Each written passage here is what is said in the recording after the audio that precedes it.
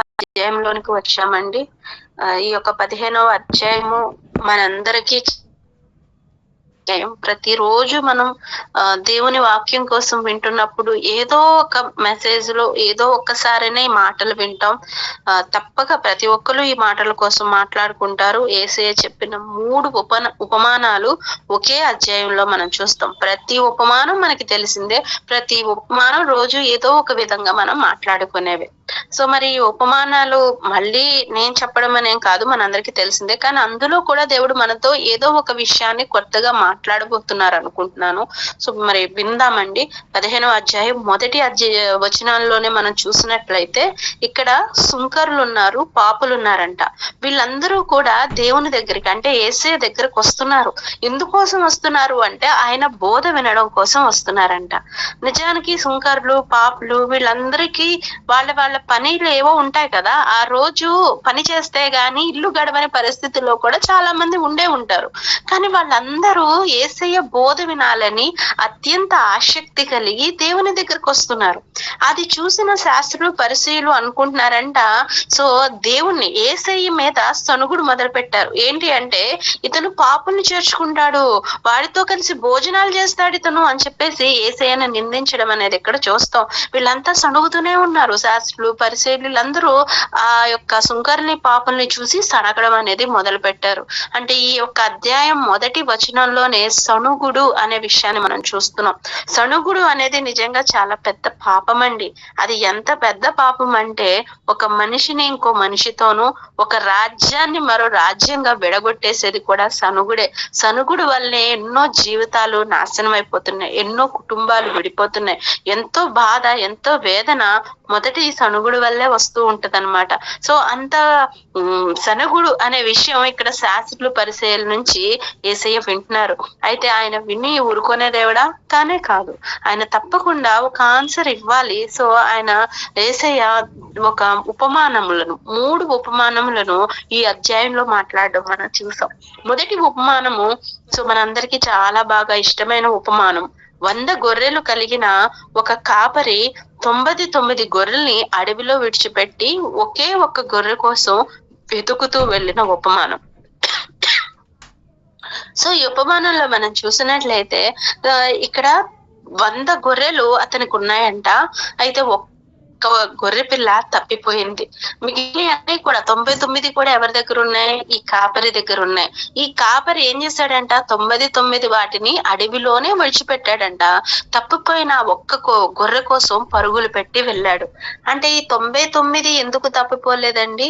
కాపరిని అవి వెంబడించాయి కాబట్టి ఈ 99 ఏమైనాయి? ఆ కాపరి దగ్గరే ఉన్నాయి. కానీ ఒక్కటి మాత్రం ఏం చేసింది? వెంబడించలేదు, కాపరి వైపు చూడలేదు. తన యొక్క హృదయం లేదా దాని యొక్క చూపు పక్కకి వెళ్ళిందనమాట. అది పక్కకి వెళ్ళిపోవడం వల్ల ఏమైపోయింది? దారి తప్పిపోయింది, మార్గం పోయిందని చెప్పొచ్చు అనమాట. సో అలా దారి తప్పిపోవడం వల్ల ఆమె ఆ యొక్క ఒకే ఒక్క గొర్రె పిల్ల ఎక్కడ ఇరుక్కుపోయిందో దానికి కూడా తెలియక మేబీ అది ఏడుస్తూ ఉండొచ్చు, ప్రమాదంలో చిక్కుకుపోవచ్చు. ఇక్కడ మనం అర్థం చేసుకోవాలి, 99 వాటి మీద ఈ యొక్క కాపరి చాలా చక్కగా వాటిని సురక్షితంగా చూడగలడు. ఒకవేళ కాపరి సమక్షంలో ఏదైనా జంతువు వచ్చిందనుకోండి, ఏ పులి గాని సింహం లాంటివి వచ్చాయనుకోండి, ఈ కాపరి ఆ గొర్రెల్ని తప్పక రక్షించగలడు. కానీ ఈ ఒక్క గొర్రె పిల్లని రక్షించడానికి అక్కడ ఎవరన్నా ఉన్నారా అంటే ఎవరూ లేరంట. ఇంకా చెప్పాలి అంటే దేనికన్నా అది బలైపోవడానికి రెడీగా ఉంది. అది తప్పిపోవడం వల్ల తన జీవితము తారుమారైపోయింది. ఏ ఒక్క సహాయము ఆ గొర్రె పిల్లకి అందే అవకాశం లేదు. దాన్ని రక్షించే వాళ్ళు లేరు. కావాలంటే దాన్ని తినేసే జంతువులు దాని చుట్టూ ఉంటాయేమో గాని దాని ప్రాణానికి, దానికి భోజనం గాని నీళ్లు గాని ఏది కనబడే అవకాశం కూడా అక్కడ లేదు. అలాంటి పరిస్థితిలో ఉన్న గొర్రె కోసం ఈ కాపరి ఏం చేశారు? ఆలోచన చేసి 99 వాటిని ఒక పక్కన పెట్టాడంట. ఒకే ఒక్క గొర్రె కోసం పరుగులు పెట్టుకొని వెళ్ళాడంట. పరుగును పెట్టుకొని వెళ్ళి ఆ గొర్రెని పట్టుకున్నాడంట. అంటే ఈ యొక్క కాపరికి తెలుసు గొర్రె ఎక్కడ తప్పిపోతుందో, ఏ విధానంలో తప్పిపోతుందో ఈ కాపరికి కాపరికి తెలుసు. అందువల్లనే ఈ కాపరి పరిగెత్తుకుని వెళ్ళి దాని మార్గములలో వెతికి ఆ గొర్రెని ఏం చేశారు, పట్టుకున్నారు. ఆ గొర్రెను పట్టుకొని తన భుజాల మీద వేసుకున్నాడంటే అండి. తన భుజాల మీద పెట్టుకొని సంతోషంతో ఇంటికి వచ్చి తన తోటి వారందరికీ చెప్తున్నాడు, తప్పిపోయిన నా ఈ గొర్రె దొరికింది అని చెప్పి చాలా సంతోషిస్తున్నాడంట.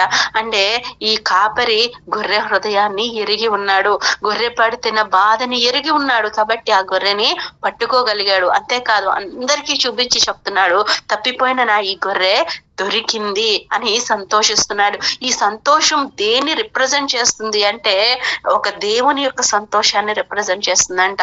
ఎందువలనంటే ఆ పరలోక రాజ్యంలో కూడా మారు మనసు కలిగిన ఒక్క పాపి విషయమే వాళ్ళందరూ కూడా అదే విధంగా సంతోషించబోతున్నారంట, ఆనందించబోతున్నారంట. ఒక్క వ్యక్తి మారు మనసు పొందితేనే ఇంత సంతోషమా? ఏంటి ఇంత సంతోషం ఎందుకు అంటే దేవుడు చెప్తున్నాడు, ప్రతి ఒక్క బిడ్డ కూడా నా బిడ్డే. 99 ఉన్నాయి కదా, పోతే పోయింది ఒకటి అని నేను విడిచిపెట్టలేదు, 100 గొర్రెలు నాకు కావాలి. అంటే దేవుడు ఈ రోజు మనతో కూడా చెప్తున్నది, మీరందరూ నాకు కావాలి. ఎవరో ఒకరు పోవడం కాదు, అందరినీ మనందరినీ దేవుడు ఏం చేశాడు, శ్రేష్టమైన వారిగా పుట్టించారు. ప్రతి ఒక్కరికి ఒక ఇండివిజువాలిటీ ఇచ్చారు. ఒక కౌంట్ లో మనం కనిపించొచ్చేమో, 1000 మందనో 10,000 మందనో చెప్పొచ్చేమో, కానీ వాటన్నిటిలో కూడా మనం ఉన్నాము. మనందరినీ దేవుడు ప్రేమిస్తున్న దేవుడు. ఆయన ప్రేమించడమే కాదు, ఆయన మనల్ని రక్షించే దేవుడు. లోకంలో ఎవ్వరూ రక్షించలేరు, కానీ ఒక కాపరి మాత్రమే ఆ గొర్రెని రక్షించగలిగాడు. మనల్ని రక్షించే రక్షకుడుగా ఆయన వచ్చిన విషయాన్ని ఇక్కడ తెలియజేస్తున్నారు. అదే విధంగా మరో ఉపమానాన్ని కూడా యేసయ్య ఇక్కడ చెప్పారండి. ఒక స్త్రీ ఉందంటండి, ఆమెకి 10 వెండి నాణాలు ఉన్నాయంట. అయితే ఆమె ఇంట్లో ఉన్నప్పుడు ఆ ఒక్క వెండి నాణం పోయిందంటండి.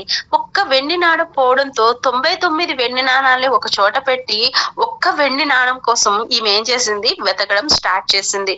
ఆ కాలంలో వెలుగు ఉన్నను ఇంట్లో కిటికీలు లేకపోతే వెలుగు లోపలికి వస్తుందంటే రాదు కదా. అందువల్ల ఈమె ఏం చేసింది, ఒక దీపాన్ని వెలిగించింది. అంటే ఎక్కడైతే కింద పడిపోతుందో వాటన్నిటిని వెతకడం కోసం ఒక దీపాన్ని పెట్టి, ఒక చీపిరిని పెట్టి వాటన్నిటిని ఊడ్చి ఆ యొక్క వెండి నాణాన్ని ఆమె సంపాదించిందంటండి. అంటే ఇప్పుడు ఈ వెండి నాణం ఎక్కడుందని చెప్పాలి, చెత్తలో ఉందని చెప్పాలి. తన ఇంట్లో ఉన్న ఎంతో కొంత చెత్తలో ఈ వెండి నాణం పడిపోయింది. కానీ ఈ స్త్రీ ఏం చేసింది, ఆ వెండి నాణం ఎక్కడ పడిపోవచ్చో జాగ్రత్తగా వెతికి ఆ చెత్తలో నుంచి చెత్తని పక్కన పాడేసి నాణెమును బయటికి తీసింది.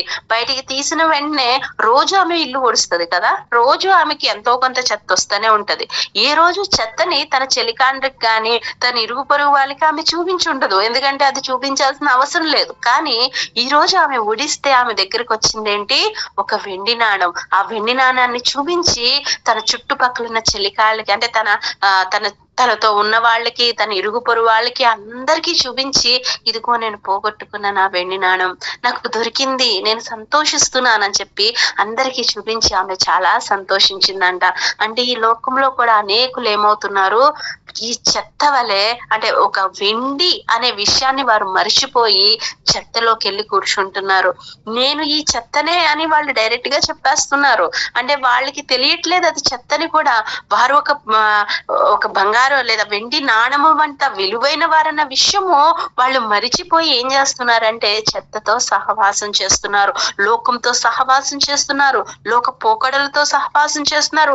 లోకమే బాగుంది, లోకంలో ఉండడమే ఆనందంగా ఉంది అని చెప్పి లోకం వైపు తిరిగిపోతున్నారు. కానీ ఒక చీపిరి అనేది వచ్చింది ఆ స్త్రీ చేతికి. మొదటిగా దీపం వచ్చింది, రెండోదిగా చీపిరి వచ్చింది. ఈ దీపము దేవుని వెలుగుని సూచిస్తుంది, ఈ యొక్క చీపిరి వాక్యాన్ని చూపిస్తుంది, హెచ్చరికల్ని చూపిస్తుంది. ఆ చీపిరితో స్త్రీ తుడిచినట్లుగా దేవుని వాక్యము, దేవుని హెచ్చరికలు మన దగ్గరకు వస్తున్నాయి. ఎవరైతే వాటికి పట్టుబడతారో, ఈ చీపిరికి ఆ వెండి నాణం పట్టుబడింది అంటే దాన్ని ఆ స్త్రీ ఏం చేసింది, బయటికి తీసింది. ఈ రోజు మన హృదయాలు కూడా సాతాను కమ్ముకునుంది. చెత్తని ఆ వెండిని కమ్ముకున్నట్లుగా మన జీవితాలను కూడా సాతాను కొన్నిసార్లు కమ్ముకొనుంది. అయితే దాని నుంచి మనం బయటికి ఎలా రాగలము అంటే దేవుని హెచ్చరికని, దేవుని దీపము వైపు మన హృదయాలు ఆయన హెచ్చరిక వైపు కనుక మనం పెడితేనంట మనము కూడా ఆ చెత్తలో వేణి దొరికినట్లుగా మనం కూడా బయటికి రాగలము.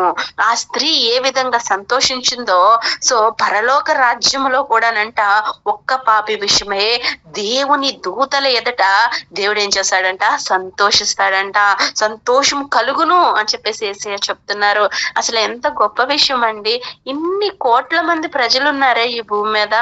నిజంగా చూడండి, ముసలి వాళ్ళు చచ్చిపోతే మనకి ఏ బాధ లేదు, చచ్చిపోని అనే వాళ్ళు కూడా చాలా మంది ఉన్నారు. ఇంత మంది ప్రజలు ఈ లోకంలో ఉండి ఒక వ్యక్తి చచ్చిపోతే పోతే పోని అనుకుంటున్న లోకంలో మనం ఉన్నాం. కానీ ఒక్క వ్యక్తి కనుక మారు మనసు పొందితే పరలోక రాజ్యంలో దూతల ఎదుట దేవుడు ఏం చేస్తున్నాడంట, సంతోషంతో ఉన్నాడంట, ఆనందంతో ఉన్నాడంట. ఆయన సంతోషానికి అవధులు లేవేమో, అంత సంతోషిస్తున్నాడనే విషయాన్ని యేసయ్య తెలియజేస్తున్నారు. ఈ 2 ఉపమానాలు ఒకే అర్థాన్ని, ఈ 3 ఉపమానాలు కూడా ఒకే అర్థాన్ని చెప్తున్నాయండి. ఇక 3వ ఉపమానంలో కూడా ఒకసారి చూద్దాము. ఏంటి అంటే, ఒక మనుష్యుడు ఉన్నారంట, ఆయనకి 2 కుమారులు ఉన్నారంట. సో 2 కుమారులు అంటే ఈ మనుషుడు చాలా ఆస్తిపరుడని మనం అర్థం చేసుకోవచ్చు. 2 కుమారుల్లో చిన్నవాడు మాత్రం ఈ మనుషుని దగ్గరకు వచ్చి సో తండ్రి ఆస్తిలో సగ భాగం అడిగాడంట. నాకు రావాల్సిన భాగం ఇవ్వు అని చెప్పి తండ్రిని అడిగాడంటండి. సో తండ్రి ఆస్తిలో భాగం అడిగాడు. ఇక్కడ మనం గుర్తు పెట్టుకోవాలి, ఇక్కడ 2 కుమారులు ఉన్నారు. ప్రథమ కుమారునికే ఎప్పుడు ప్రథమ స్థానం ఉంటుంది, రెండో కుమారునికి రెండో స్థానమే. అంటే నేను ఎందుకు ఇంత క్లియర్ గా చెప్తున్నానంటే, ప్రథమ కుమారునికి 2 భాగాలు ఆస్తి ఉంటుంది, చిన్న కుమారునికి 1 భాగం మాత్రమే ఆస్తి ఉంటుంది. ఇద్దరికి సమానమైన హక్కులు అయితే ఉండవు. ఇది ధర్మశాస్త్రం ప్రకారంగా ఇలాంటి ఒక ఇది ఉంటుంది. మనమైతే ఎంతమంది పిల్లలు ఉంటే అంతమందికి ఈక్వల్ గా ఇవ్వాలి ఆస్తిపాస్తులు అని చెప్తారు, కానీ నిజానికి అది కాదు. ధర్మశాస్త్రం ప్రకారం ప్రథమ కుమారుడు ఫస్ట్ పుట్టిన బాన్స్ అని ఎవరైతే ఉన్నారో వాళ్ళకి 2 భాగాలు ఆస్తిస్తారు. ఆ తర్వాత వాళ్ళకి ఒక్కొక్క భాగము ఇవ్వడం అనేది జరుగుతూ ఉంటది అనమాట. సో ఇలాంటి విషయంలో చూస్తే ఇతను చాలా స్పష్టంగా అతని భాగాన్ని అడుగుతున్నాడు. అంటే ఇతనికి చాలా క్లారిటీ ఉంది, తండ్రితో సమకూర్చబడే ఆశ అతనిలో లేదు. తను సొంతంగా ఒక పని చేయాలి, సొంతంగా తను ముందుకెళ్ళాలి, సొంత ఆలోచనగా ఈ కుమారుడు ఆలోచనల్ని ముందు పెట్టి తన తండ్రిని ఆస్తిని అడగగానే సో ఆ నిజానికి ఒక తండ్రి అంత సులువుగా ఇచ్చేస్తాడా అంటే ఇవ్వడు. ఏ తండ్రి అన్నా ఇది నా కష్టార్జితం, వెళ్ళి నువ్వు సంపాదించుకో అని తిట్టొచ్చు, కానీ తండ్రి అలా చేయలేదంట. తన కుమారుడి యొక్క ఆలోచనలను, తన కుమారుడి యొక్క ఆసక్తిని గమనించి ఆ భాగాన్ని ఇచ్చేశాడు. అంటే అర్థం ఏంటండి, అవకాశాన్ని ఇచ్చాడు. ఆ కుమారునికి ఒక అవకాశం ఇచ్చాడు. రెట్టింపు చేస్తా, పూర్తి పాడు చేస్తాడా, 2 ఎవరు ఉన్నాయి, ఆ కుమారుని చేతిలో ఉన్నాయి. ఆ కుమారునికి అయితే ఒక అవకాశాన్ని చాలా స్పష్టంగా ఈ తండ్రి ఇవ్వడం అనేది మనం ఎక్కడ చూడొచ్చు. సో తన భాగాన్ని తీసుకున్నాడంట ఈ చిన్న కుమారుడు. సో అంత సమస్తము కూర్చుకున్నాడంట. నిజానికి తండ్రి దగ్గరే ఉండొచ్చు తన ఆస్తి పెట్టుకొని, కానీ ఇప్పుడు తనకు కొత్త ఆలోచనలు వచ్చేస్తున్నాయి. ఎందుకంటే తన చేతిలో ఇప్పుడు పోలంత ఆస్తి ఉంది, తన ఆలోచనలు చాలా గొప్పవి అని అతను ఫీల్ అవుతున్నాడు. నా అంత గొప్పవాళ్ళడం తన ఆస్తిని డబుల్ త్రిబుల్ చేసేసి ఇదే తండ్రి ముందు కాలరగేరేసుకుంటూ తిరుగుదాం అనుకున్నాడేమో పాపం. ఆ ఊరిని కూడా విడిచిపెట్టి వేరే దేశానికి వెళ్ళిపోయాడంటండి. అంటే ఆ ఊరిలో కూడా అతనికి వ్యాపారం చేయడం ఇష్టం లేదు, ఇంకా పెద్దవాటిది ఏదో ఉంది, ఇంకా దూరం వెళ్తే ఇంకేదో సంపాదించేయచ్చు, రూపాయి పెడితే 100 రూపాయలు సంపాదించేయచ్చు అన్న ఆలోచనతో ఇతను వేరే దేశం వెళ్ళిపోయి దుర్వ్యాపారము చేసను అని బైబిల్లో స్పష్టంగా చూడొచ్చు. సో దుర్వ్యాపారాలు చేసి తన ఆస్తిని, తన భాగం అంతటిని కూడా ఏం చేశాడంట, పాడు చేశాడంట. అంతా ఖర్చు అయిపోయిందంట. ఏమీ మిగిలిన స్థితిలోనికి అతనికి వచ్చేసాడంట. ఇప్పుడు తినడానికి తిండి లేని పరిస్థితి వచ్చింది. వేరే దేశము, ఎవరు పలానా కొడుకు కదా, నువ్వు పలానా వ్యక్తి కొడుకు కదా అని పిలిచేవాళ్ళు లేరు, పలకరించేవారు లేరు, ఒక ముద్ద కనీసం అన్నం పెట్టేవాళ్ళు కూడా అతనికి ఎవరు లేరు. ఆ దేశమే వేరే దేశము. సో ఇలాంటి సమయంలో ఉద్యోగం కోసం ఏదన్నా పని చేస్తే అన్న తిండి దొరుకుద్దేమో అని ప్రయత్నం చేస్తే అతనికి ఒక పందులు కాచే వ్యక్తి కనిపించాడంట. సో ఇతను ఏం చేశాడు, ఆ పందుల దగ్గరికి ఆ ఒక పందులు మేపే వ్యక్తి దగ్గరికి చేరాడంట. చేరి ఆ పొలంలో ఆ పందులతో పాటు ఉండడం అనేది చూడొచ్చు. నిజంగా బైబిల్ ప్రకారంగా, ధర్మశాస్త్రం ప్రకారంగా పంది అనేది చాలా అంటే చాలా తక్కువ జంతువుగాను, అపవిత్రమైన జంతువుగాను మనం చూస్తాం. ఇదే విషయం మనం లేవీకాండం 11వ అధ్యాయం 7వ వచనంలో చాలా స్పష్టంగా దేవుడు రాశాడండి. దానికి 2 డెక్కలు లేవు కాబట్టి అది తినడానికి కూడా పనికిరాదు, అపవిత్రమైన జంతువు అని చెప్పి చాలా స్పష్టంగా ధర్మశాస్త్రంలో రాయబడింది. ఒక యూదుడు అనేవాడు పందికి దగ్గరగా కూడా వెళ్ళడు. అలాంటిది ఈ వ్యక్తి ఏం చేశాడు? పందుల్ని మేపే పరిస్థితిలోకి దిగజారిపోయాడు. అంతేకాదంట, ఆ కాలంలో ధాన్యము తీసేసిన తర్వాత పొట్టు ఏదైతే ఉంటుందో ఆ పొట్టుని పశువులకు పెడతారు. అది ఎక్కడైనా చేస్తారు, అక్కడే కాదు మన దేశంలో కూడా చేస్తారు. అయితే కరువు లాంటి పరిస్థితుల్లో వచ్చినప్పుడు ఈ పొట్టునంట ప్రజలు, అంటే చాలా పేదవాళ్ళైన ప్రజలు, వాళ్ళు కూడా ఈ పొట్టును తీసుకొని తినేవాళ్ళంట. అలాంటి పరిస్థితులు అక్కడ ఉండేవి. సో ఇతను ఏం చేశాడంటే, అతనేమో ఆకలితో ఉన్నాడు, ఆ పందులకి చక్కగా పొట్టు దొరుకుతుంది, ఆ దొరుకుతున్న పొట్టుని అవి చాలా సంతోషంగా తింటున్నాయి. కానీ ఇతను ఒక మనిషి, ఆ మనిషి అన్న విషయం మర్చిపోయి కనీసం ఆ పొట్టన్నా తిందామని ఆశపడ్డాడంటండి. ఆశపడ్డాడు అంతే, కానీ అది కూడా అతనికి దొరకలేదు. ఆ పొట్టు కూడా అతనికి దొరకలేదు. ఆ యజమానుడు ఆ పొట్టు కూడా అతనికి ఇవ్వలేదు. పేదవాళ్ళన్నా తినడానికి ఇస్తాడేమో కానీ ఈ వ్యక్తికి ఆ పొట్టును కూడా, పందులు తినే పొట్టును కూడా ఈ చిన్న కుమారుడికి ఇవ్వలేకపోయేసరికి అతనికి ఆ టైంలో బుద్ధి వచ్చిందంటండి. 17వ వచనాన్ని మనం చూస్తే, 15వ అధ్యాయం 17వ వచనం చూస్తే, అయితే బుద్ధి వచ్చినప్పుడు వాడు అనే మాట మనం ఇక్కడ చూడొచ్చు. ఈ చిన్న కుమారుడికి సడన్ గా జ్ఞానోదయం అయిందనమాట. ఒక బుద్ధి వచ్చిందంట. ఏంటి అంటే, సో నా తండ్రి దగ్గర కూలి వాళ్ళు కూడా కడుపు నిండా అన్నం తింటున్నారే, వారి దగ్గర సమృద్ధి ఉందే, వాళ్ళు ఏ బాధ లేకుండా బ్రతుకుతున్నారే, నా పరిస్థితి ఏంటి? నేను ఈ పందికి చెందిన వాడిని కాదే, నా తండ్రి దగ్గర కదా నేను చెందిన వాడిని అని చెప్పేసి ఒక జ్ఞానం, ఒక చిన్న ఆలోచన ఈ కుమారునికి వచ్చిందంట. అప్పుడు అనుకుంటున్నాడంట, నేను చేసింది చాలా పెద్ద తప్పే, పోనీ వెళ్ళిపోదాం, నా తండ్రి దగ్గరికే వెళ్ళిపోదాం. కనీసం ఆ పని వాళ్ళలో నన్ను ఒక పనివాడిగా అన్నా నా తండ్రి చూడక మానడు కదా, నా తండ్రికి మంచి మనసుంది కదా, తప్పక నన్ను చేర్చుకుంటాడు, తక్కువగా అన్న అక్కడికే వెళ్ళిపోదాం అని చెప్పి తిరిగి రావాలి అన్న ఒక మంచి ఆలోచన ఆ చిన్న కుమారునికి వచ్చిందంట. వెంటనే బయలుదేరాడు. తన దగ్గర ఉన్న ఓపిక అంతటిని కూడగట్టుకొని మరి తండ్రి దగ్గరికి బయలుదేరాడు. తన మనసులో ఎన్నో ఆలోచనలు, ఎంతో వేదన. నా తండ్రి నన్ను తిడతాడా, నా తండ్రి నన్ను కొడతాడా, అసలు నన్ను బతకనిస్తాడా, లేకపోతే అక్కడ పెడతాడా, ఇక్కడ పెడతాడా, ఏ పనిలో పెడతాడో, ఒకవేళ నన్ను నా మీద జాలి చూపిస్తే అని చెప్పి ఎన్నో ఆలోచనలతో ఆ వ్యక్తి నడుస్తున్నాడంట. నడుస్తుంటే అతను నడుస్తూ రావడం దూరం నుంచే తన తండ్రి చూశాడు. తన తండ్రి చూసిన వెంటనే ఏం చేశాడండి? పరిగెత్తుకుని కుమారుని దగ్గరికి వచ్చాడు. హల్లెలూయా. ఆయన పరిగెత్తుకుని కుమారుని దగ్గరికి వచ్చి ఆయన ఆ బిడ్డ మీద, ఆ చిన్న బిడ్డ మీద కనికరపడి, తన కుమారుని మీద కనికరపడి అతని మెడ మీద పడి ముద్దు పెట్టుకున్నాడంట. నిజానికి ఈ వ్యక్తికి తినడానికి తిండే లేదు. మరి మంచిగా స్నానం చేసి నీటికి వెళ్ళుంటాడా? కానే కాదు కదండి. తప్పకుండా ఆ పందుల దగ్గర నుంచే తండ్రి దగ్గరికి వెళ్ళాడు. ఆ బిడ్డ దగ్గర పూర్తిగా పంది వాసన వస్తుంది. ఆ తండ్రి ఎంతో శ్రేష్టమైన వ్యక్తి, ఆస్తి కలిగిన వ్యక్తి. అలాంటి వాసన వచ్చే వ్యక్తులకి పక్కన కూడా రానివ్వడేమో, కానీ తన కుమారుడు పంది వాసన కొడుతున్న, బుద్ధిహీనుడుగా కనబడిన, తన ఆస్తి అంతా పాడు చేసి తన ముందు కనబడిన అతను ఏం చేశాడంట? కనికరపడ్డాడు, మెడ మీద పడి ముద్దులు పెట్టుకున్నాడంటండి ఆ తండ్రి. అంత ప్రేమ ఆ తండ్రి దగ్గర మనం చూడొచ్చు. అంతేకాదు అతనికి ఏం చేశాడంట? తన దాసుల్ని పిలిచి ప్రశస్తమైన వస్త్రాలు ఆ బిడ్డకి తొడిగించాడంట. అంతే, తన చేతికి ఉంగరం పెట్టాడంట, తన పాదాలకి చెప్పులు వేశాడంట. ఇవన్నీ దేనికి రిప్రజెంట్ చేస్తున్నాయి అంటే, ఈ బిడ్డ నా బిడ్డ. ఒకవేళ ఇతను తప్పు చేసి ఉండొచ్చు, కానీ ఈ బిడ్డ నా బిడ్డ అని ప్రతి ఒక్కరికి తెలిసేలాగా ఈ తండ్రి ప్రవర్తించడం అనేది మనం చూడొచ్చు.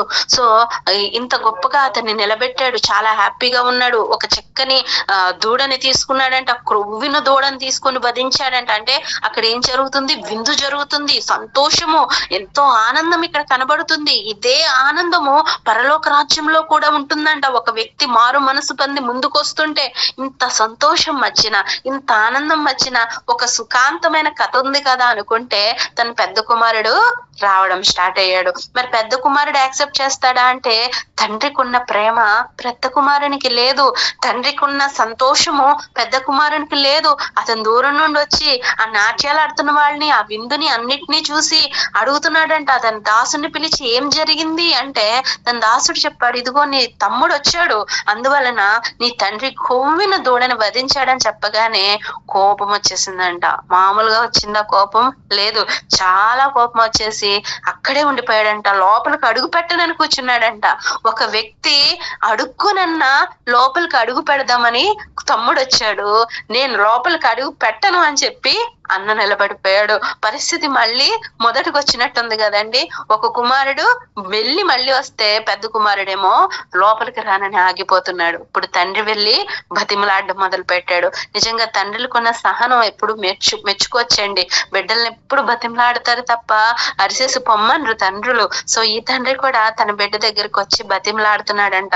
బతిమలాడుతుంటే తన పెద్ద కుమారుడు మొదటిగా తన నీతిని వెల్లడించడం మొదలు పెట్టాడు. అంటే నేను ఎంత గొప్ప, అంటే నా యొక్క గొప్పతనం నువ్వు ముందు తెలుసుకో అని తండ్రికి చెప్పడం మొదలు పెట్టాడు. ఏం చెప్తున్నాడంట?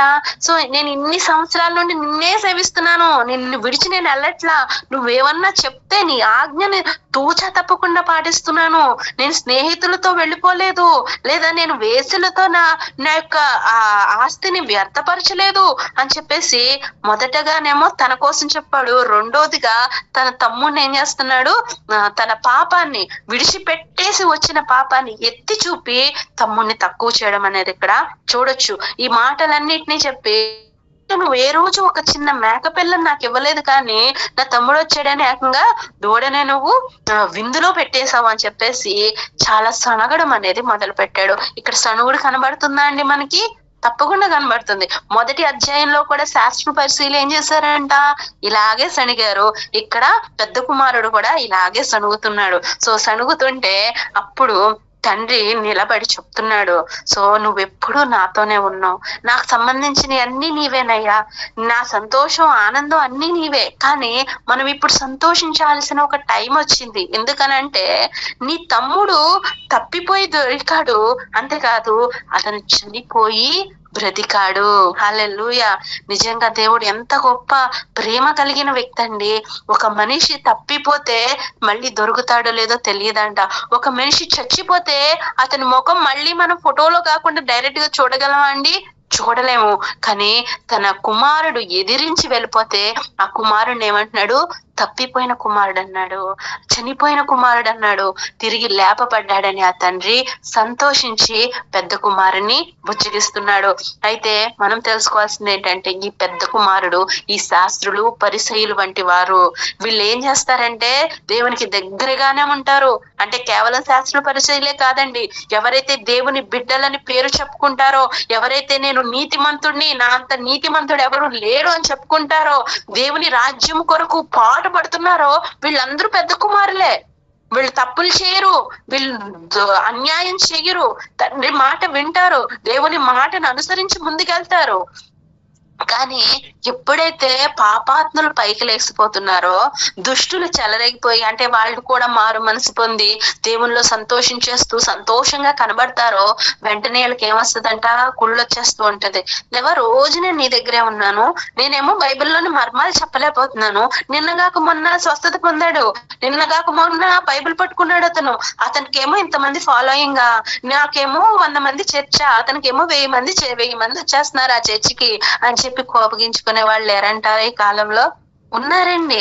ఇటువంటి వాళ్ళ కోసమే ఇక్కడైతే యేసయ్య డైరెక్ట్ గా శాస్త్రుల పరిచయాల కోసం చెప్తున్నారు, ఇప్పుడైతే మన చుట్టూ కూడా ఎంతో మంది కోసం దేవుడు చెప్తున్నాడు. విసుక్కోకండి, సణుగుకోకండి. నీ సణుగుడు దేవుడి నుంచి ఏం చేస్తుంది? నిన్ను దూరం చేస్తుంది, అంతేగాని దేవుడిని నీకు దగ్గరగా చేసేయదు.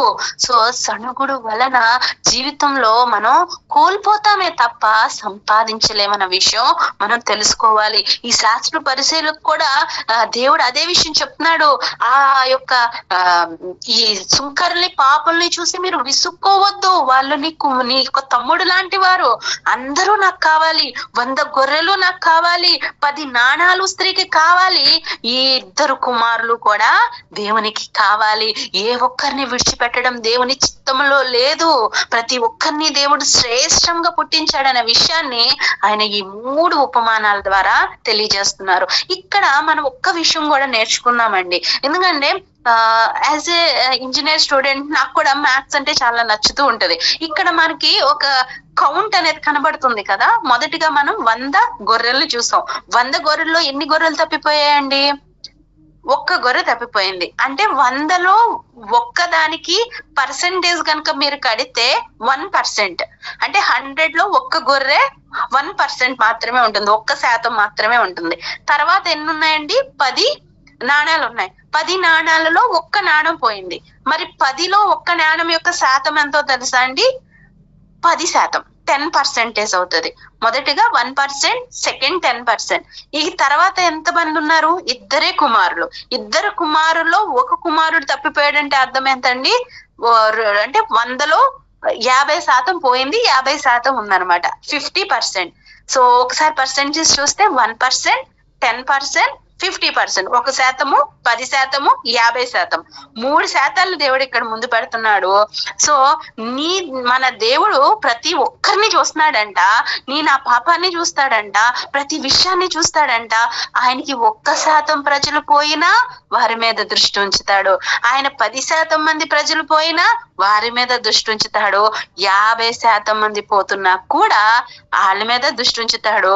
లాస్ట్ వచనంలో చూస్తే ఉన్నదనుకున్న ఇంకో 50% కూడా ఏమైపోయిందండి? అంటే పెద్ద కుమారుడు కూడా ఏం చేశాడు? లోపలికి రానని బయట కూర్చున్నాడు.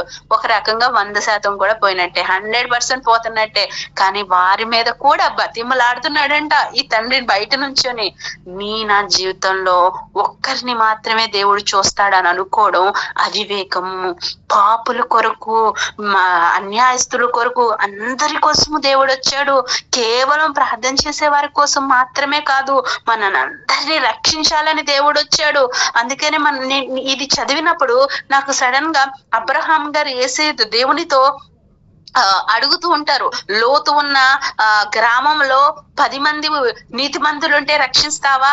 పోనీ 50 మంది 100 మంది ఉంటే రక్షిస్తావా? 50 మంది ఉంటే రక్షిస్తావా? 10 మంది ఉంటే రక్షిస్తావా అని దేవుడితో బేరసాల ఆడుతూ ఉంటారు మన అబ్రహాం గారు. అప్పుడు కూడా దేవుడు ఏమంటాడు? రక్షిస్తాను. అబ్రహాం అనుకుంటున్నారు నేను చాలా డేర్ చేసి అడుగుతున్నాను దేవుణ్ణి అని, కానీ దేవుడు చాలా సింపుల్ గా ఆన్సర్ ఇస్తున్నాడు. రక్షించడమే నాకు ఇష్టము, తప్పిపోతే వదిలిపెట్టడం నాకు ఇష్టం లేదు. ఒక్కరైనా నేను రక్షిస్తా, ఒక్కరైనా నేను వాళ్ళని చేర్చుకుంటాను, ఏ బిడ్డ కోసమన్నా నేను వెళ్తాను అని చెప్పి దేవుడు తన మాటని నిర్ధారణ చేస్తూ, ఇది నిజమని మనకి తెలియజేస్తూ, ఆ సిలువలో మన కోసం ఏం చేశారు? తన ప్రాణాన్ని ఇచ్చేసాడండి మన రక్షణ కోసం.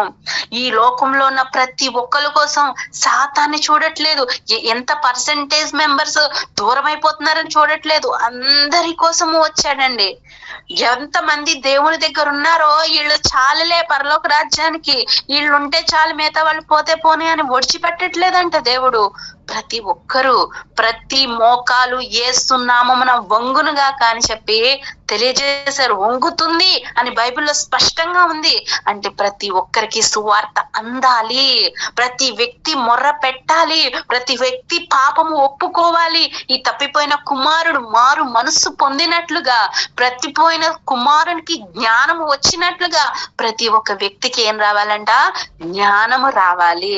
అంతేగాని వారి జీవితంలో సాతాను పాలైపోవడము, అన్యాయం అయిపోవడము. మనం అనుకుంటుంటాం కదా కొన్నిసార్లు, వీళ్ళు ఎంత దుర్మార్గులండి, ఎప్పుడు చేస్తారండి, వీళ్ళకి ఇంకా చావు రావట్లేదండి అని దూషించేటప్పుడు మనం ఈ విషయాన్ని జ్ఞాపకం చేసుకోవాలి. దేవుడు వారిని కూడా ప్రేమిస్తున్నాడు, వారిని కూడా రక్షించడానికి ఆయన సిద్ధంగా ఉన్నారు.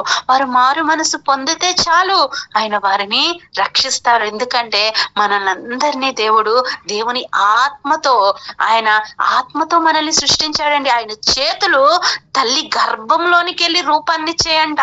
నీకు నాకు వచ్చిన రూపము ఎలా పడితే అలా వచ్చిందంటారా? రాలేదు. ఆయన చేతులు మనల్ని నిర్మించే. చూసుకోండి, కావాలంటే మీరు వెళ్ళి మీ అద్దంలో చూసుకొని మిమ్మల్ని మీరు చూసుకుంటుంటారు కదా రోజు.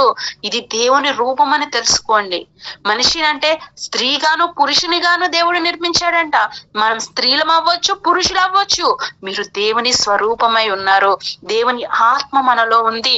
దేవుని ఆత్మ ఒక దీపము వలె మన శరీరంలో ఉంది కాబట్టి మనం బ్రతికి ఉన్నాము. మనందరము కూడా దేవునికి ఇష్టమైన బిడ్డలము. నీవు ఏ ఏ ప్లేస్ లో పుట్టావు, లేదా ఏ జనాంగం మధ్యన పెరుగుతున్నావు, నీ క్యాస్ట్ ఏంటి, నీ రంగు ఏంటి, నీ బ్లడ్ గ్రూప్ ఏంటి అని దేవుడు అడగడు. నిన్ను పుట్టించింది ఆయనే. నీకు సంబంధించిన ప్రతి విషయం ఆయనకి తెలుసు. ఎవరో చెప్తే తెలుసుకోవాల్సిన అవసరం ఆయనకి లేదు. ఆయన నువ్వు ఎక్కడ తప్పిపోతావో దేవునికి తెలుసు. నువ్వు ఏ విధానంలో, ఒక గొర్రె ఎక్కడ తప్పిపోతుందో ఆ యొక్క యజమానుడికి తెలిసినట్లుగా, ఆ కాపరికి తెలిసినట్లుగా నువ్వు ఎక్కడ తప్పిపోతున్నావో దేవునికి తెలుసు. అందువలనే దేవుడు వాక్యం ద్వారా హెచ్చరికలు పంపుతున్నాడు. నువ్వు ఏ చెత్తలో కలిసిపోతున్నావో దేవునికి తెలుసు. అందుకనే ఆ చెత్త నుంచి బయటకు వచ్చే ఒక చీపిరి లాంటి హెచ్చరిక వాక్యాన్ని పంపిస్తున్నాడు. నువ్వు ఎక్కడైతే ఇది దుర్వ్యాపారం చేస్తున్నావో దేవునికి తెలుసు. అందువలనే ఆ దుర్వ్యాపారం నుంచి బయటికి రావడం కోసం అనేకమైన విషయాలు నీకు తెలిసేలా చేస్తున్నాడు. కానీ బాధాకరమైన విషయం ఏంటంటే, ఈ యొక్క చిన్న కుమారుని వల్లే అందరూ ఏమనుకుంటారంటే, సొంత ఆలోచనలు, సొంత తలంపులు, నేను ఏదో సాధించేస్తాను, నేను ఎక్కడికో వెళ్ళి ఏదో చేసేస్తానని చెప్పి దేవుని మాటల్ని విడిచిపెట్టి లోకానుసారమైన మాటల్లోకి వెళ్ళిపోతూ ఉంటారు. అందువలనే లోకంలో పడిపోయి తల్లడిల్లిపోయి ఏం చేయాలో ఎరగక ఈ యొక్క చిన్న కుమారుని వల్లే పంది పొట్టు తినే స్థితికి దిగజారిపోతారు. ఇది దిగజారిపోయిన అనుభవం కదండి. మన జీవితంలో కూడా ఇలాంటివి అప్పుడప్పుడు వస్తే మనం జ్ఞాపకం చేసుకోవాలి. ఒకవేళ నేను ఏదైనా దేవుని మాట విడిచిపెట్టి దిగజారిపోయిన అనుభవంలోకి వచ్చేస్తానేమో దేవా అని చెప్పి మనం తిరిగి దేవుని వైపు చూడాలి. బుద్ధి వచ్చినప్పుడు ఈ కుమారుడు బయటకు వచ్చాడంట. మరి ఆ బుద్ధి మనలో ఉందా? ఉంటే దాన్ని ఏం చేయాలి? జాగ్రత్తగా ముందుకు నడిపించాలి. ఒకవేళ లేకపోతే ఏం చేయాలి? పొట్టు దగ్గర కాదు, నేను ఈ పందికి సంబంధించిన వాడిని కాదు, నేను నా తండ్రికి సంబంధించిన వాడి అన్న విషయం జ్ఞాపకం చేసుకోవాలి. లోకంలోంచి బయటికి రావాలి. రావడానికి అవకాశం ఇవ్వాలి. దేవునికి దగ్గరగా వస్తే చాలు. ఈ తండ్రికి దగ్గరగా వచ్చాడు. తండ్రి విడిచిపెట్టారా? పరిగెత్తుకుని వచ్చాడంటే అండి, అసలు ఆ మాట ఎన్నిసార్లు చదివినా నాకు ఆనందంగా అనిపిస్తుంది. అసలు ఎందుకండి ఆ తండ్రి రావాల్సిన అవసరం ఏముంది? నార్మల్ గా అతను దజ్జాగా కూర్చుంటే కొడుకొచ్చి కాళ్ళ మీద పడి బాబు బాబు నేను చేసింది తప్పు అని పతిమలాడితే అది బాగుంటది కదా, చూడడానికి సిచ్యువేషన్ భలే ఉంటది. ఎందుకంటే తండ్రి దగ్గర నుండి అడిగి నా నా ఆస్తి అని చెప్పేసి హుందాగా తీసుకెళ్లిపోయాడే, ఇప్పుడు చూసావా నీ బతుకు అని చెప్పడానికి భలే ఉంటది కదా. కానీ తండ్రి మనకలా ఆలోచించాడంట. ఆయన ఎంత ప్రేమమయుడంటే పరిగెత్తుకుని వచ్చి పంది వాసన కొడుతున్న కుమారుడిని ఏం చేశాడు? హత్తుకున్నాడు. ఈ రోజు ఈ లోక వాసనతో, ఈ లోక దురాత్మతో, లోక దుష్టత్వంతో వాసన కొడుతున్న నీనా బ్రతుకుల్ని కూడా దేవుడు ఏం చేస్తున్నాడంట? హత్తుకుంటున్నాడు. పాపాన్ని కడిగడం కోసం ఆయన రక్తాన్ని కార్చేశాడండి. ఆయన పరిపూర్ణంగా కార్చేశాడు. ఆయన రక్తము సజీవంగా ఉంది. ఈ క్షణము కూడా నీ నా పాపాలని కడిగి మనల్ని ఆయన రాజ్యానికి తీసుకెళ్లాలనేది ఆయన యొక్క ఆశ. ఈ యొక్క కుమారునికి ఏం చేశాడంట? రాజ వస్త్రాలను వేశాడంట, ఉంగరాన్ని పెట్టాడంట, చెప్పుల్ని తొడిగాడంట. ఇవన్నీ రక్షణ కవచాలు కాదా? రేపు నీకు నాకు దేవుడు ఇవే కదా ఇవ్వాలనుకుంటున్నాడు. ఒక వస్త్రము ఏమి రిప్రజెంట్ చేస్తుందండి? అది హుందాతనాన్ని రిప్రజెంట్ చేస్తుంది. ఒక ఉంగరం ఏం రిప్రజెంట్ చేస్తుంది అంటే ఆ వంశ పారపర్యాచార్యాన్ని ఆ యొక్క ఉంగరాలు రిప్రజెంట్ చేస్తాయి. ఇంకా జోళ్ళు కూడా చాలా ఉన్నత స్థితి ఉండేదండి ఆ కాలంలో. మామూలు వ్యక్తులు జోళ్ళు వేసుకుని వెళ్ళేవాళ్ళు కాదు. అప్పట్లో అందరికీ చెప్పులు అనేవి దొరికేవి కాదు. చాలా ఉన్నతమైన వాళ్ళకి మాత్రమే చెప్పులు ఉండేవి. సో ఈ రోజు దేవుడు నీకు నాకు కూడా ఇవన్నీ ఇస్తున్నాడు. అది పై వస్త్రాలేమో కాదండి, కేవలం డబ్బు వస్త్రాలు ఇవి కాదు దేవుడు చెప్పేది. దేవుడు నీకు నాకు రక్షణ వస్త్రం ఇవ్వడానికి సిద్ధంగా ఉన్నాడు. రక్షణ వస్త్రాన్ని ఆయన నీ ముందు పెడుతున్నాడు. జీవ కిరీటాన్ని ఆయన మన ముందు పెడుతున్నాడు. వాక్యం అనే చక్కని మార్గాన్ని దేవుడు మన ముందు నడిపిస్తున్నాడు. ఆయన త్రోవలో మనల్ని నడిపించడానికి ఆశపడుతున్నాడు. ఈ త్రోవలో గనక మనం నడిస్తే, ఈ దేవుని వైపు, ఈ తండ్రి వైపు మన హృదయాన్ని కనుక పెడితే మనం రాజమార్గంలో నడవబోతున్నాం. కానీ ఇక్కడ ఒక అన్న ఉన్నాడు. ఆ అన్న ఏం చేస్తున్నాడంట? ఈ తమ్ముడి వైపు వ్యతిరేకంగా ఉన్నాడు. సో వీళ్ళందరూ కూడా ఈ అన్న ఇశ్రాయేలు జనాంగానికి సూచనగా ఉన్నారు. ఇప్పుడు కూడా ఇశ్రాయేలీలు ఏమంటారు, మేమే గొప్ప, మేమే గొప్ప, మేమే దేవుని బిడ్డలు, ఇంకెవ్వరు కాదనుకుంటారు. కానీ వాళ్ళతో కూడా చెప్తున్నాడు, మీకే కాదు సువార్త అందరికీ అని. దేవుడు అన్నని పక్కన పెట్టి తమ్ముడికి ఉన్నత స్థితి ఇచ్చినట్టుగా ఇశ్రాయేలు జనాంగమును కూడా పక్కన పెట్టి దేవుడు మనందరికీ కూడా ఉన్నత స్థితిని, రక్షణని దేవుడు ఇస్తున్నాడు. కాబట్టి ఆ రక్షణ వైపు మన హృదయాన్ని తిప్పుదాం. ఎలాంటి వారిమైనా సరే దేవుని వైపు చూస్తే చాలు, మన హృదయాన్ని దేవుని వైపు పెడితే చాలు, ఆయన మనల్ని హత్తుకుంటాడు. సో ఈ యొక్క అధ్యాయంలో 2 విషయాలు మనం అర్థం చేసుకోవాలి. సుంకరులు, పాపులు అనే వాళ్ళు దేవుని ముందు ఎవరు లేరండి, అందరూ దేవుని బిడ్డలే, ఎవరు తక్కువ వాళ్ళనే లేరు. అలాగే ఎవరైతే సుంక పాపరని ఫీల్ అవుతున్నారో కూడా దేవుడు చెప్తున్నాడు, ఈ ఈ యొక్క శాస్త్రులకి పరిశీలకు కూడా చెప్తున్నారు, వాళ్ళు నీతో సమానులే. సో నీ తర్వాత వారు పుట్టుండొచ్చేమో, అంటే అన్న తర్వాత తమ్ముడు పుట్టినట్లుగా మొదటి ప్రయారిటీ ఇశ్రాయేలీలకు ఉండొచ్చేమో, కానీ అందరికీ కూడా దేవుడు తన కృపని ఉచితంగా ఇస్తున్నాడనే విషయం వీరికి అర్థమయ్యే విధంగా దేవుడు తెలియజేస్తున్నారు. కానీ బాధాకరమైన విషయం వీళ్ళకైతే ఇంకా అర్థం కాలేదండి. బట్ వాళ్ళకి కూడా అర్థమయ్యే ఒక రోజు తప్పక ఉంది. అది దేవుని ప్రణాళికలో ఉంటుంది. దేవుడు ఇక్కడ పెద్ద కుమారుణ్ణి కూడా ఆ యొక్క తండ్రి విడిచిపెట్టలేదు. పెద్ద కుమారుణ్ణి రమ్మంటున్నాడు, చిన్న కుమారుణ్ణి రమ్మంటున్నాడు. అంటే ఇశ్రాయేలీలు వెళ్తారు, మనం కూడా వెళ్తాం. మనందరికీ కూడా దేవుని దగ్గర ఏమున్నాయి, స్థలములు సిద్ధంగా ఉన్నాయి. వాటి మీద మన మనసును పెడదాం. దేవుడు ఆహ్వానిస్తున్నాడు, మనల్ని అందరినీ ప్రేమిస్తున్నాడు. మనల్ని విడిచిపెట్టడం దేవునికి ఇష్టం లేదు. పాపములోను లోకంలోను మనం కృంగిపోయి ఉంటే, నలిగిపోయి ఉంటే ఆయన తన హస్తం ఇచ్చి మరి మనల్ని ముందుకు లాగుతున్నారు, తీసుకుని వెళ్తున్నాడు. ఇక్కడ తండ్రి ఒక కూలివానిగా తన కుమారుడిని చూడడానికి ఇష్టపడట్లేదు. ఈరోజు దేవుడు నీకు నాకు కూడా చెప్తుంది, నేను తక్కువ వానిగాను. అంటే నేను ఈ మాట ఎందుకు చెప్తున్నానంటే, ఒకసారి మా అక్క నేను మాట్లాడుతున్నప్పుడు, మా పెద్దమ్మల కూతురు నేను మాట్లాడుకుంటున్నప్పుడు, మా అక్క వాళ్ళు అందరూ మాట్లాడుతూ పరలోక రాజ్యం డోర్ దగ్గర అంటే వాచ్మెన్స్ ఉంటారు కదా, అలా దేవుడు నాకు అవకాశం ఇచ్చినా చాలు, నేను అక్కడ ఉండిపోతాను అని చెప్పేసి ఒక అక్క మాట్లాడడం నేను విన్నాను అనమాట. విన్నప్పుడు నేనైతే ఏం మాట్లాడలేదు. నేను అప్పుడు కొంచెం చిన్నదాన్నేనండి. సో అప్పుడు విన్న వెంటనే నాకు ఆలోచన వచ్చింది, అంటే ఒకవేళ దేవుడి బిడ్డలు ఇలా వాచ్మ్యాన్ డ్యూటీలు, అంటే లోకంలో మనం చూసే చిన్న చిన్న ఊడ్సే డ్యూటీలు, తూడ్సే డ్యూటీలు లాంటివి కూడా దేవుడు ఇస్తాడా పరలోక రాజ్యంలో అన్న ఒక డౌట్ నాకు వచ్చింది. ఆ డౌట్ వచ్చిన తర్వాత నేను ఎన్నోసార్లు వాక్యం చదువుతున్నప్పుడు, బైబిల్ చదువుతున్నప్పుడు, ఏ వచనంలో మీరు చూడండి, ఎక్కడన్నా చూడండి, నేను మీ యందు సంతోషిస్తున్నాను అంటాడు దేవుడు. మిమ్మల్ని కుమారులుగాను కుమార్తెలుగాను చూస్తున్నాను అంటున్నాడు దేవుడు. ముదిమి వచ్చే వరకు నిన్ను ఎత్తుకొని వాడను నేనే అని చెప్తున్నాడు దేవుడు. అసలు ఎక్కడన్నా తక్కువ చేశాడండి దేవుడు మనల్ని? ఎక్కడన్నా తక్కువ వారిగా చూశాడండి దేవుడు మనల్ని? ఎక్కడ చూసినా నీ విశ్వాసం గొప్పది, నువ్వు నాతో పాటు రా, నాతో పాటు భోజనం చెయ్యి, నాతో పాటు ఉండు అని చెప్పి ప్రతి ఒక్కరిని ప్రేమించిన దేవుడండి. ఎంతో మంది వేశ్యలు దేవుని ముందు ఉంటే అమ్మా అని పిలిచాడండి దేవుడు. ఎంత ప్రేమమేడండి ఆయన. నీ ఊహ తక్కువగా ఉందేమో, నీ ఊహ ఊడ్చే చోట ఉంది నీ ఊహ, కానీ దేవుని దృష్టిలో నీ యొక్క స్థితి ఎక్కడుందో తెలుసా? ఆయన సింహాసనం పక్కనుంది. ఆయన పైగా నీకంటూ ఒక సింహాసనాన్ని దేవుడిస్తాడంట, నీకంటూ ఒక కిరీటాన్ని దేవుడిస్తాడంట. ఇంత శ్రేష్టమైన వాటినేమో దేవుడిస్తానంటే మనం ఎక్కడ చూస్తామంటే, ఆ ఊడ్సే ప్లేస్ ఉంటే చాలు, ఈ తుడిసే ప్లేస్ ఉంటే చాలు అనుకుంటూ ఉంటాం. ఇక్కడ కుమారుడు కూడా అదే కదా అనుకుంటున్నాడు. ఆ పలివాడి కింద నన్ను పెడితే చాలు, ఆ మూల ఈ మూల నన్ను వదిలేస్తే చాలు నా తండ్రి అనుకుంటూ వచ్చాడు. కానీ తన ఆలోచనలన్నీ తారుమారు చేసి తండ్రి ఏం చేశాడు? మంచి వస్త్రం వేసి, ఉంగరం వేసి కూర్చోబెట్టాడు. సో ఈరోజు ఈ చిన్న ఆలోచనలతో నీవు గాని నేను గాని ఉంటే దేవుడు మనతో చెప్తున్న ఒకే మాట, చిన్న ఆలోచనలు కలిగి ఉండకండి. నీవు శ్రేష్టమైన వాడివి. నీవు పోతే ఎంతో కంగారు ఉంటుంది, అదే విధంగా నువ్వు దొరికిన రోజున ఎంతో సంతోషం ఉంటుంది. పరలోక రాజ్యంలో దూతల దగ్గర దేవుడు సంతోషిస్తున్నాడు. అక్కడ పెద్ద ఉత్సవాలు జరుగుతున్నాయి, సంతోషం మామూలుగా లేదు.